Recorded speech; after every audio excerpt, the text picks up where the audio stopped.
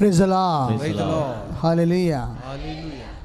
കൃപാസന നേർച്ച വസ്തു കൃപാസനത്തിൻ്റെ ഗേറ്റിൻ്റെ ഉള്ളിൽ നിന്നേ ലഭിക്കത്തുള്ളൂ. അത് ഉപയോഗിച്ച് പ്രാർത്ഥിച്ചിട്ടാണ് ഈ ആൾക്കാരെ സാക്ഷ്യം പറയണത്.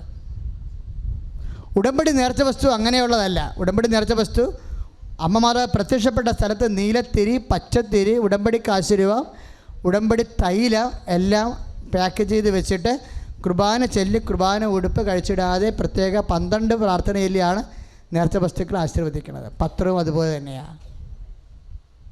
അപ്പം അതാണ് ഉടമ്പടി നേർച്ച വസ്തുക്കൾ. അതുകൊണ്ട് ഉടമ്പടി നേർച്ച വസ്തുക്കൾ തീർന്നു പോയാൽ ഉടമ്പടി ചെയ്തവർക്ക് മാത്രമേ ഇത് കിട്ടത്തുള്ളൂ.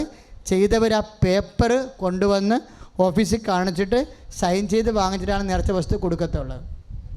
ഉടമ്പടി നേർച്ച വസ്തുക്കൾ അങ്ങനെയാണ്. അല്ല വല്ലതൊക്കെ വാങ്ങിച്ച് ഉപയോഗിച്ചിട്ട് അവസാനം ഫലമില്ലെന്നുണ്ടെങ്കിൽ അത് കൃപാസനത്തെ കൂടി ബാധിക്കുന്ന വിഷയമാണ്. ഏറ്റവും പ്രധാനപ്പെട്ട വിഷയം എന്താണെന്നറിയോ? ചില ആൾക്കാർ, ഇന്നലെ ഞാൻ ഒരു ചേച്ചീനെ എനിക്ക് ഭയങ്കര സങ്കടം തോന്നി. കാര്യം അവർ ഉടമ്പടി ചെയ്തിട്ട് ഉടമ്പടി ചെയ്ത നേർച്ച വസ്തുക്കൾ മകൾക്ക് കൊടുത്തു വിട്ട്, ഉടമ്പടി ചെയ്ത നേർച്ച വസ്തുക്കൾ ആ പുസ്തകം ഉൾപ്പെടെ കൊടുത്തു വിട്ട്, എന്നിട്ട് വേറെ പുസ്തകം വാങ്ങിക്കാൻ വേണ്ടി വന്നിരിക്കുകയാണ്. അത് നിഷ്കളങ്കമായിട്ട് ചെയ്തതാണെങ്കിലും ഒരു വിശുദ്ധ കള്ളത്തരവാണ്. അങ്ങനെ ചെയ്യാൻ പാടില്ല. ആരാണ് ഉടമ്പടി ചെയ്യണത് അവർ ബുക്കും ഒന്നും കൈമാറ്റം ചെയ്യാൻ പാടില്ല, ആർക്കും കൊടുക്കാൻ പാടില്ല. ഞാൻ ചേച്ചിയോട് വഴക്കിടാനൊന്നും പോയില്ല. ചേച്ചി അറിയാതെ ഭയങ്കര ഭക്തിയൊക്കെ ഉള്ള ചേച്ചിയാണ്. അപ്പോൾ നമ്മൾ മനഃപൂർവ്വം സൂത്രപ്പണി കാണിച്ചതല്ല, നിഷ്കളങ്കമായിട്ട് ചെയ്തതാണ്. പക്ഷെ നമുക്കങ്ങനെ ചെയ്യാൻ പാടില്ല. ഉടമ്പടി ഇപ്പം അച്ഛൻ തന്നെ നോക്കണം, ആരുടെ പേരിലാണ് ഉടമ്പടി എന്ന് മെസ്സേജ് എടുക്കാൻ വരുമ്പോൾ എന്താ ചോദിക്കണത്? ഉടമ്പടി ആരുടെ പേരിലാണെന്ന് ചോദിക്കത്തുള്ളൂ. ആ ഉടമ്പടി എഴുതിക്കുന്ന പേരില്ലേ പ്രധാനപ്പെട്ടതാണ്. അത് നിങ്ങളുടെ പേരിൽ, ഉടമ്പടി പേരിലാണ് ചെയ്യണത്. അപ്പോൾ അത് കൊണ്ട് ഭർത്താവ് വന്നാലും മെസ്സേജ് എടുക്കത്തില്ല. ഉടമ്പടി വെട്ടും തിരുത്തം ഉണ്ടെങ്കിൽ അപ്പം തന്നെ പേരിൽ വെട്ടും തിരുത്തം വന്നാൽ അപ്പം ക്യാൻസലാക്കും അത്. കാര്യം നിങ്ങളുടെ കയ്യിൽ നിന്ന് ഉടമ്പടി പത്രം നഷ്ടപ്പെട്ട ആർക്കെങ്കിലും എടുത്ത് പേര് തിരുത്തി വെക്കാമല്ല. ഇപ്പോൾ അതിന് വെട്ട് വന്നാൽ കുഴപ്പമൊന്നുമില്ല, ഞങ്ങൾ പ്രശ്നമൊന്നും ഉണ്ടാക്കില്ല, പക്ഷേ മെസ്സേജ് എടുക്കത്തില്ല. അതെന്തോ കള്ളത്തരം സംഭവം. കാര്യം ഇവിടുന്ന് വെട്ടിക്കൊടുക്കത്തില്ല ഒരിക്കലും.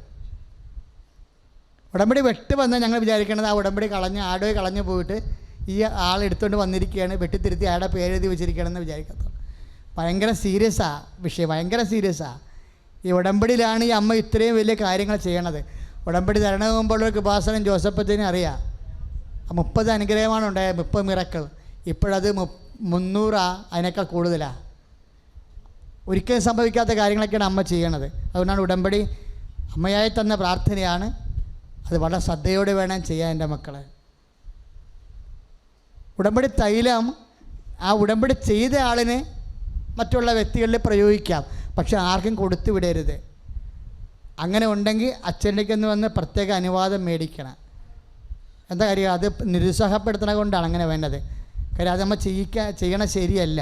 ഉടമ്പടി തൈലം കൊടുത്തു വിട്ടിട്ട് ഉപയോഗിക്കണത് ആ ഉടമ്പടി ചെയ്ത വ്യക്തിക്കാണ് അതിൻ്റെ പവർ, എക്സിക്യൂഷൻ പവർ ഉള്ളത്, അത് പ്രയോഗിക്കാനുള്ള പവറുള്ളത്. മറ്റുള്ളവർ അത് ഉപയോഗിച്ചാൽ അവർക്ക് അതിനുള്ള ഇതില്ലല്ലോ. ദൈവതിരുസന്നിധിയിൽ ആ ഉടമ്പടി ദൈവമായിട്ട് കരാറും ബന്ധപ്പെട്ടിരിക്കുന്ന ആരാണ്? ചെയ്യണ ആളല്ലേ. ഉടമ്പടി ചെയ്യുന്ന ആൾ വളരെ അതുകൊണ്ടാണ് ഞങ്ങൾ ഉടമ്പടി ചെയ്യാൻ വരുമ്പോൾ ആ ഉടമ്പടി ചെയ്യുന്ന ആളെ മാത്രം കൗൺസിലിംഗ് കൊണ്ടുപോകുന്നതും ഉടമ്പടി ചെയ്യുന്ന ആളെ മാത്രം ഉടമ്പടി പ്രഖ്യാപിക്കാൻ കൊണ്ടുപോകുന്ന കാര്യം അതാണ്. ഇത് നമ്മുടെ ഈ വോട്ട് പോലെയാണ്, ഒരു സമ്മതിദാന അവകാശം പോലെയാണ് ഈ സംഭവം. ഉടമ്പടി വ്യക്തിപരമായാണ് ചെയ്യണത്. പിന്നെ നിങ്ങൾക്ക് ചെയ്യാവുന്ന കാര്യം, ഇപ്പോൾ ഭാര്യ ഉടമ്പടി ചെയ്യുമ്പോൾ ഭർത്താവ് വന്നിട്ടുണ്ടെങ്കിൽ അവർക്ക് വന്ന് ഉടമ്പടി പ്രഖ്യാപിക്കാം. പക്ഷേ ഉടമ്പടി പ്രാർത്ഥന നടത്തുമ്പോൾ കൃത്യമായിട്ട് കൂടിയിരിക്കണം. ഉടമ്പടി പ്രഖ്യാപിക്കുന്നവർ ഉടമ്പടി പ്രാർത്ഥന നടക്കുന്ന സമയത്ത് വീട്ടിൽ പ്രത്യക്ഷിക്കുന്ന പ്രാർത്ഥന ഉടമ്പടി പ്രാർത്ഥന നടത്തത്തില്ലേ, അപ്പോൾ ഈ ആൾ എഴുന്നേറ്റ് നിന്ന് കൂടാൻ, അല്ല കിടന്ന് ഉറങ്ങരുത്. അപ്പോൾ ദൈവത്തെ പറ്റിച്ചവരിക്കും. വളരെ ശ്രദ്ധയോടെ ചെയ്യേണ്ട കാര്യമാണ് മക്കളെ. എന്നാൽ പിന്നെ നമുക്കൊരു കുഴപ്പമില്ല, പുറം തിരിഞ്ഞു നോക്കേണ്ടി വരത്തില്ല ഒരിക്കലും. കാര്യം ഈ പ്രാർത്ഥന ഇപ്പം ഞാൻ ഞെട്ടുകയാണ് ശരിക്കും പറഞ്ഞാൽ. നടന്ന സംഭവങ്ങളെല്ലാം ഓർക്കുകയാണെങ്കിലേ ഇത് ഇവിടെയും കൊണ്ടൊന്നും അവസാനിക്കത്തില്ലെന്ന് എനിക്കറിയാം. അത്ര വലിയ കാര്യങ്ങൾ ആ അമ്മയിന് ചെയ്യും. കാര്യം ഈ പരിശുദ്ധ പിതാവിൻ്റെ അടുത്ത് വരെ ഈ വിഷയം ചർച്ച ചെയ്യണ രീതിയിൽ അത്രയും സങ്കീർണമായ ഒരു പ്രത്യക്ഷപ്പെടലാണ് നടന്നിരിക്കുന്നത്. അതിനാണ് ഈ പ്രത്യക്ഷിക്കുന്ന പ്രാർത്ഥനയുടെ പവർ. അതാണ് ആൾക്കാർ 12 പ്രാവശ്യം പ്രാർത്ഥിച്ചൊക്കെ പറയണില്ലേ. അങ്ങനെ പ്രാർത്ഥിച്ച് ശക്തിപ്പെട്ട് വലിയ അടയാളങ്ങൾ ഇനി അച്ഛൻ പ്രതീക്ഷിക്കുന്നുണ്ട്. അപ്പം അതുകൊണ്ടാണ് ഉടമ്പടി ഇത്രയും ഫലമായി വരുന്നത്. അമ്മയാണ് ഈശോനെ ലോകത്തിന് കൊടുത്തത്. അമ്മയെ ഈശോനെ ലോകത്തിന് കൊടുത്തപ്പോൾ അമ്മ ഈശോനെ ലോകത്തിന് കൊടുത്ത പോലെയാണ് നമ്മുടെ അമ്മയുടെ ജോലി നമ്മൾ ചെയ്യുകയാണ്. അവൻ പറഞ്ഞതുപോലെ ചെയ്യുക. ലോകം മുഴുവൻ പോയി എല്ലാ ശിശുക്കളും സുവിശേഷം പ്രസംഗിക്കാൻ പറഞ്ഞിരിക്കുക. അതുകൊണ്ടാണ് സുവിശേഷ പത്രം വാങ്ങിച്ച് നമ്മൾ ജനങ്ങൾക്ക് കൊടുക്കുന്നത്. അത് നിങ്ങളിപ്പോൾ ചിലർ ചെയ്യണ പോലെ ചെയ്താൽ വിളിക്കാൻ തക്കണ പാണ്ടാകും. നിങ്ങൾ പ്രെയർ ചെയ്താണ് കൊടുക്കേണ്ടത്. കണ്ണീരോടെ പ്രാർത്ഥിക്കണം, കർത്താവേ ഈ പത്രം വായിക്കുന്നവർ നിന്നെ കണ്ടെത്തി ജീവിക്കാൻ ഇടയാക്കണമേ, അവിടെ ആത്മാവിന് രക്ഷ കിട്ടാൻ വേണ്ടി പ്രാർത്ഥിക്കണം. അങ്ങനെയാണ് പ്രേക്ഷിത പ്രവർത്തനം ചെയ്യേണ്ടത്. അത് കൊണ്ടു നടന്ന് ഓരോ വീടുകളിലും കൊടുക്കണം. ചില പള്ളികളിൽ നിന്നൊക്കെ കംപ്ലൈൻറ്റ് വരുന്നുണ്ട്. ആ പള്ളികളിലുള്ള ആൾക്കാരെല്ലാം കൃപാസനത്തിൽ വരുന്നവരാണ്. അപ്പോൾ ഒരു പക്ഷേ ഒരു 200 വീട്ടുകാർ വരും. 200 വീട്ടുകാർ 5000-6000 പത്രം മേടിച്ചാൽ ബാക്കി പത്രമെല്ലാം പള്ളികളിൽ കൊന്നുകൂടി കിടക്കുകയാണ്. അങ്ങനെ ചെയ്യരുത്. നിങ്ങൾ ചെയ്യാനുള്ള എളുപ്പ വഴിയെന്ന് പറയണത്, നിങ്ങൾ ദൈവത്തിൻ്റെ സ്വന്തം ആൾക്കാരാണെങ്കിൽ ബസ് സ്റ്റാൻഡിൽ വന്നിട്ട് ബസ്സിലിരിക്കുന്ന ആൾക്കാരെല്ലാം കൊടുത്തു വിടണം. അപ്പോൾ ഇത് ജില്ല വിട്ട് പോയിക്കൊള്ളൂ. പള്ളി കൊണ്ടേ കൂട്ടിയിടരുത്. നിങ്ങളൊന്ന് റെയിൽവേ സ്റ്റേഷനിൽ വരാം. എറണാകുളം റെയിൽവേ സ്റ്റേഷനിൽ ചെന്നിട്ട് ഒരു 3 മണിക്കൂർ ഇരുന്നാൽ മതി. ട്രെയിൻ നിൽക്കുമ്പോൾ ട്രെയിനിൽ കയറി പത്രം കൊടുക്കണം. അത് രാജ്യം വിട്ട് പോയിക്കൊള്ളൂ. അപ്പോൾ അതിന് നല്ലത് ഇംഗ്ലീഷ് പത്രവും ഹിന്ദി പത്രവുമാണ്. നമുക്ക് ഇംഗ്ലീഷുണ്ട്, ഹിന്ദിയുണ്ട്. ഇപ്പോൾ ബാംഗ്ലൂരേക്ക് പോകുന്ന ട്രെയിനാണെങ്കിൽ നിങ്ങൾ കന്നഡ പത്രം മേടിച്ച് കൊടുക്കണം. മലയാളം പത്രം തന്നെ മേടിക്കണം നിർബന്ധമില്ല. നമുക്ക് കന്നഡ പത്രമുണ്ട്, ഹിന്ദി പത്രമുണ്ട്, തെലുങ്ക് റെഡിയായിക്കൊണ്ടിരിക്കണം, അതുപോലെ ഇംഗ്ലീഷ് പത്രമുണ്ട്. അപ്പോൾ ട്രെയിനിൽ വിതരണം ചെയ്യുന്നവർ ഏത് ട്രെയിൻ എങ്ങോട്ട് പോകുന്നു, ഇപ്പോൾ ബോംബെയിലൊക്കെ ട്രെയിനാണ് പോകണമെങ്കിൽ ആ ട്രെയിനിന് ഇംഗ്ലീഷ് പത്രം ഹിന്ദി പത്രം കൊടുത്താൽ മതി. ട്രെയിനിൽ അപ്പോൾ നിങ്ങൾ എറണാകുളത്ത് പോയിട്ട് അല്ലെങ്കിൽ എവിടെയും റെയിൽവേ സ്റ്റേഷനുള്ളത് അവിടെ ചെന്നിട്ട് ആ ട്രെയിനിൽ കയറി വിതരണം ചെയ്യണം, പ്രാർത്ഥിച്ച് വിതരണം ചെയ്യണം. അപ്പോൾ നിങ്ങൾക്കറിയാം, നിങ്ങൾക്ക് തന്നെ വന്നത് എങ്ങനെയാണ്? പത്രം വായിച്ചാണ് വന്നത് അല്ലേ? അപ്പം അതുകൊണ്ട് പത്രം വായിച്ചു കഴിയുമ്പോൾ ദൈവത്തിന് അറിയുകയും നിങ്ങൾ ഈ സാക്ഷ്യം പറയുന്ന ആൾക്കാർ നാളെ നിങ്ങളെപ്പോഴും ചെയ്യണം. അതായത് എന്നെ സാക്ഷിയാക്കണമെന്ന് പ്രാർത്ഥിക്കണം. അപ്പോൾ ഈ ആൾക്കാരൊക്കെ സാക്ഷ്യം പറയാൻ സാധിക്കും. എന്നെ സാക്ഷിയാക്കണമെന്ന്. അപ്പോൾ ഓർക്കുക, മലയാളം പത്രം തന്നെ വാങ്ങിക്കണമെന്നില്ല. മറ്റ് ഭാഷാ പത്രം മേടിച്ച ട്രെയിനിൽ വിതരണം ചെയ്യാം. അല്ലാതെ നമ്മൾ ബാംഗ്ലൂർ പോകേണ്ട കാര്യമില്ല, കർണാടകയിലും ബോംബെയിലും പോകണ്ട. എറണാകുളത്ത് ചെന്നിട്ട് ആ ട്രെയിനിൻ്റെ അകത്ത് വിതരണം ചെയ്താൽ മതി. ആ രാജ്യങ്ങളിലേക്ക് കർത്താവിൻ്റെ വചനം പ്രചരിച്ചോളും. പക്ഷെ അത് വളരെ സീരിയസ് ആണ്. അമ്മ അത് പറഞ്ഞ് ഹോസ്പിറ്റൽ മിഷൻ തുടങ്ങിയതിന് ശേഷമാണ് അമ്മ പിന്നെ പ്രത്യക്ഷീകരണ പ്രാർത്ഥന തന്നത്, പിന്നെ ഉടമ്പടി പ്രാർത്ഥന തന്നത്. ഇന്നെല്ലാം നമ്മൾ ഇത്രയും വലിയ അനുഗ്രഹങ്ങൾ പ്രാപിക്കുന്നത്. വിശ്വാസ പ്രമാണം ചൊല്ലട്ടെ. Lord Jesus Christ, pour out His Spirit, fire fingers sock with the precious blood. Lord Jesus Christ, pour out His Spirit, fire fingers sock with the precious blood. I know that the Catholic Church with the power of Jesus Christ, with the metals of the Holy Priesthood, I bless the Holy Spirit, to send grace and peace and power. Praise the Lord.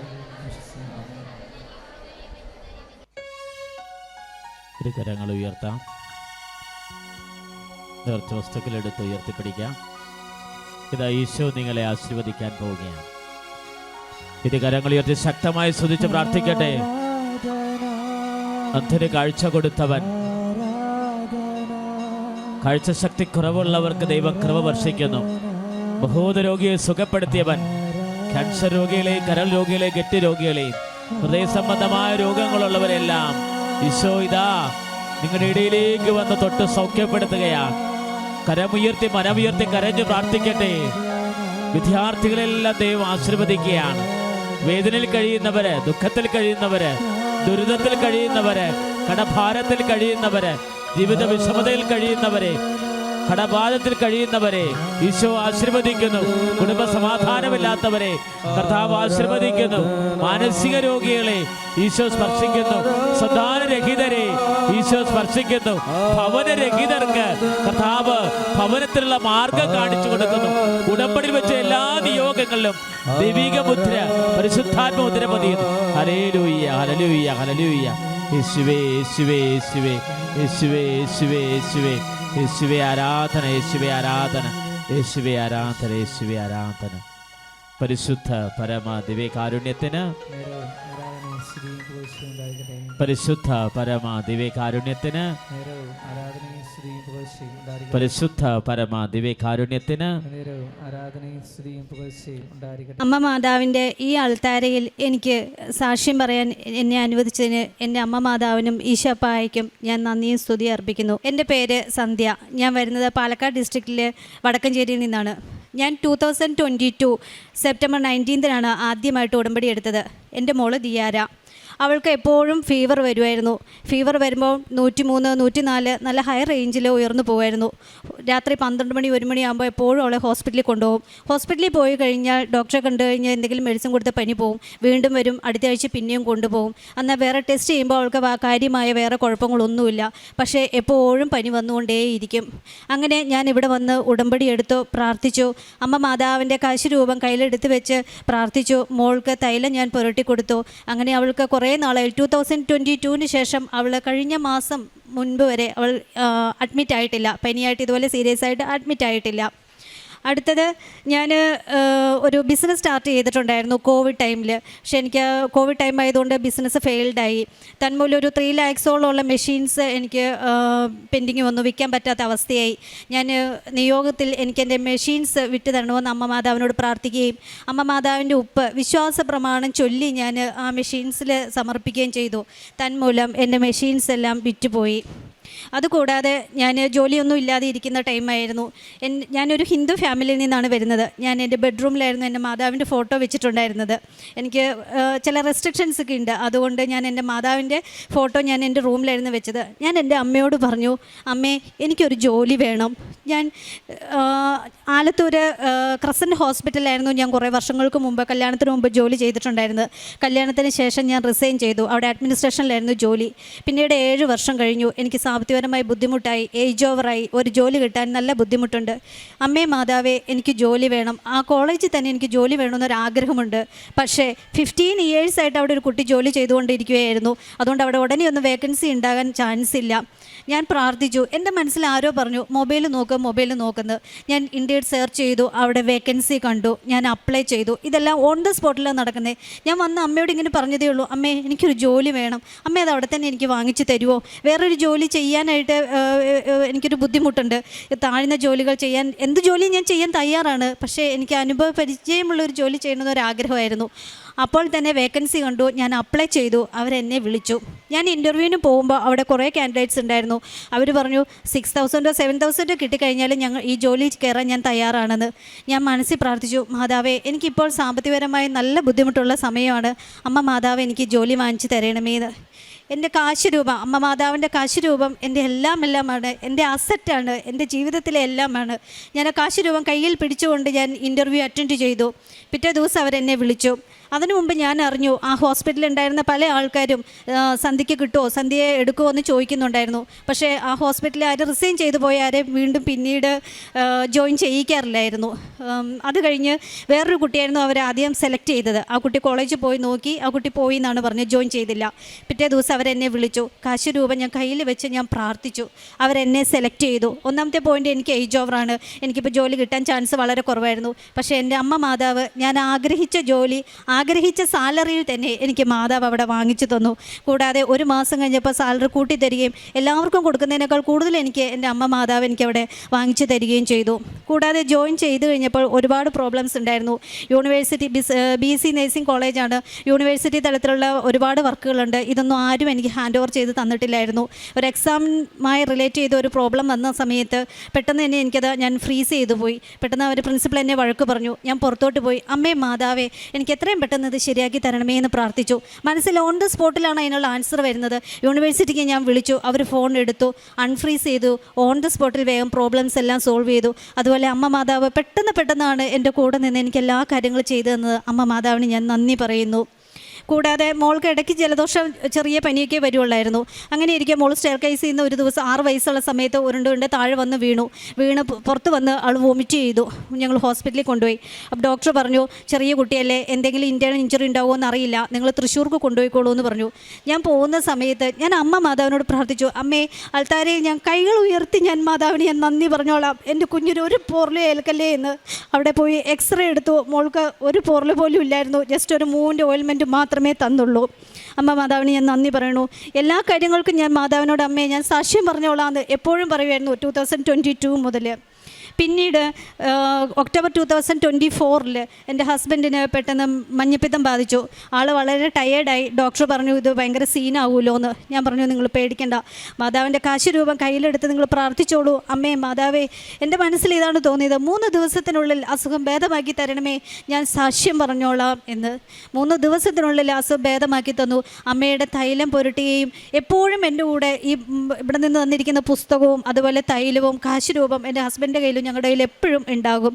പ്രാർത്ഥിച്ചു, അസുഖം ഭേദമായി. ഞാൻ സാക്ഷ്യം പറയാൻ താമസിച്ചതിന് ഞാൻ അമ്മ മാതാവിനോട് ക്ഷമ പറയുന്നു. എപ്പോഴും ഓരോ സിറ്റുവേഷൻ, ഒരു ക്രിട്ടിക്കൽ സിറ്റുവേഷൻ വരുമ്പോൾ ഞാൻ അമ്മയോട് പ്രാർത്ഥിക്കും, ഞാൻ സാക്ഷ്യം പറഞ്ഞോളാം അമ്മയെന്ന്. പക്ഷേ താമസിച്ചതിന് ഞാൻ അമ്മ മാതാവിനോട്, ഈശോയോട് ഞാൻ ക്ഷമ ചോദിക്കുന്നു. ഈ കഴിഞ്ഞ ദിവസം ഒക്ടോബർ മാസം 8-ാം തീയതി മോൾക്ക് പെട്ടെന്ന് ഒരു പനി വന്നു. നല്ല ഫീവറായിരുന്നു. ടെസ്റ്റ് ചെയ്തപ്പോൾ 2022 ശേഷം ഇവിടെ ഒന്ന് ഉടമ്പടി എടുത്തതിന് ശേഷം ഈ മാസമാണ് അവൾ ആദ്യമായിട്ട് ഇതുപോലെ അഡ്മിറ്റ് ആയത്. നോക്കുമ്പോൾ ഡെങ്കി ഫീവറായിരുന്നു. 2 ദിവസം കുഴപ്പമില്ലായിരുന്നു. പഴയതുപോലെ 103 ഒക്കെ ഫീവർ വന്നു. 3-ാമത്തെ ദിവസമായി കുട്ടിക്ക് പെട്ടെന്ന് സ്റ്റൊമക്ക് പെയിനും വോമിറ്റിങ്ങും വന്നു. കുട്ടി ആകെ തളർന്നു.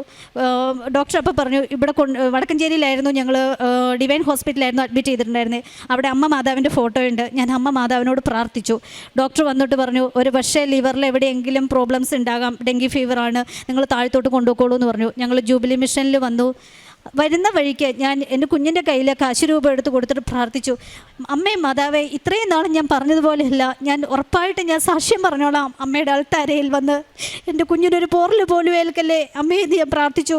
11 മണിക്ക് 2-3 സ്പൂണ് പൊടിയരിക്കഞ്ഞ് മാത്രമേ എൻ്റെ മോൾ കഴിച്ചിട്ടുണ്ടായിരുന്നുള്ളൂ. രാവിലെ ഛർദ്ദിക്കെല്ലാം ചെയ്തു. 12-1 മണിയായി. തൃശ്ശൂർ വന്നു, സ്കാൻ ചെയ്തു, അവൾക്ക് യാതൊരു പ്രോബ്ലം ഇല്ലയെന്ന് പറഞ്ഞു. ഞങ്ങൾ അവിടെ നിന്ന് അമല ഹോസ്പിറ്റലിൽ കൊണ്ടുവന്നു. കുട്ടിയുടെ കൗണ്ട് നന്നായി കുറയുന്നുണ്ടായിരുന്നു. ഹോസ്പിറ്റലിൽ കൊണ്ടുവന്നു. അവിടെ മാതാവിൻ്റെ അടുത്ത് പ്രാർത്ഥിച്ചു. 5 മണിക്കാണ് അമല ഹോസ്പിറ്റലിലെ കാഷ്വാലിറ്റിയിൽ കുട്ടിയെ കൊണ്ടുവന്നത്. അവിടെ വന്നതിന് ശേഷം എൻ്റെ കുഞ്ഞ് പ്രാർത്ഥിച്ചതിന് ശേഷം കാശ് രൂപം എടുത്ത് പ്രാർത്ഥിച്ച ശേഷം കയ്യിൽ തന്നെയുണ്ട് കാശ് രൂപം. അവൾക്ക് പനിയോ വയറുവേദനയോ ഛർദിയോ യാതൊരു പ്രോബ്ലം ഉണ്ടായിരുന്നില്ല. കൗണ്ടിൻ്റെ പ്രോബ്ലം മാത്രം 2-3 ദിവസത്തിനും കൊണ്ട് ശരിയായി. എൻ്റെ അമ്മ മാതാവിന് ഈശോപ്പായിക്ക് ഞാൻ നന്ദിയും സ്തുതിയും അർപ്പിക്കുന്നു.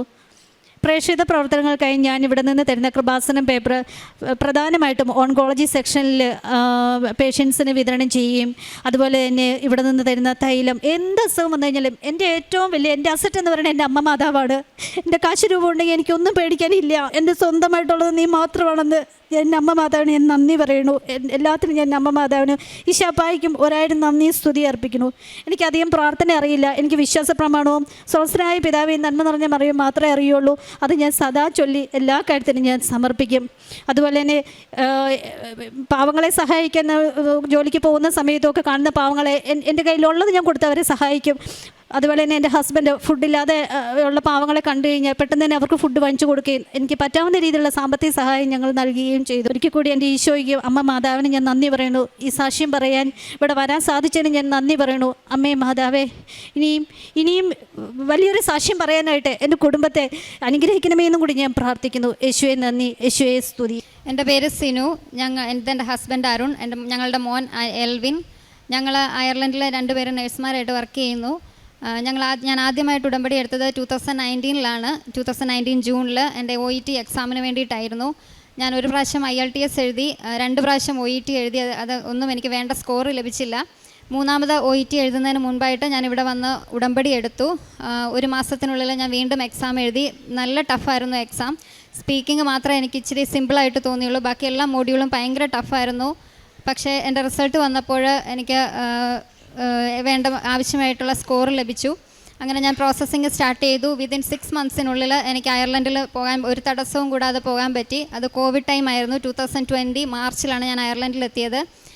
കോവിഡ് പീക്ക് ടൈമിലെത്തി നിൽക്കുന്ന സമയമായിരുന്നു. ഞാൻ പോയി ഒരാഴ്ച കഴിഞ്ഞപ്പോൾ ഇവിടുത്തെ എയർപോർട്ട് അങ്ങനെ എല്ലാം ക്ലോസ് ചെയ്തു. അവിടുത്തെ എയർപോർട്ടെല്ലാം ക്ലോസ് ചെയ്തു. അങ്ങനെ എനിക്കൊരു തടസ്സവും കൂടാതെ അയർലൻഡിലെത്തി. അവിടെ ആപ്റ്റിറ്റ്യൂഡ് എന്ന് പറയുന്ന ഒരു എക്സാം ഉണ്ട്. 14 നഴ്സിംഗ് പ്രൊസീജിയറുകൾ നമ്മളവിടെ ചെയ്ത് കാണിക്കണം. 2 ചാൻസേ ഉള്ളൂ. 2 ചാൻസിലും ഫെയിലായാലും നമ്മൾ തിരിച്ചു പോരണം. അതിനകത്ത് എനിക്ക് 14 എണ്ണത്തിൽ 8 എണ്ണത്തിന് ഞാൻ ഫെയിലായി.